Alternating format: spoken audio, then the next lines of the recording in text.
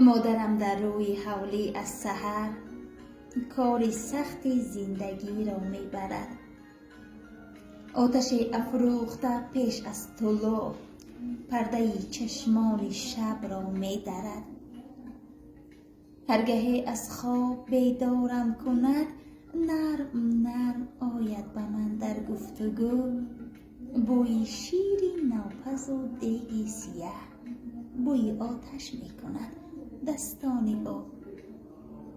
هرگاهی که او به مهمانی رود ناله و فریاد ما یک خانه بود.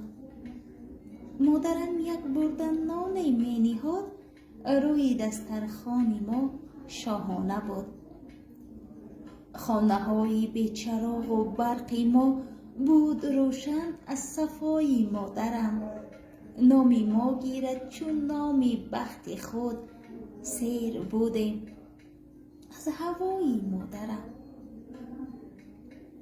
هست مثل پرچمی فصل بهار در سرش روی مالی پر نقش و نگار.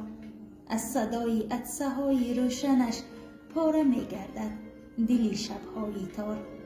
از صدای عطسه های روشنش پاره می گردد دل شبهای تار.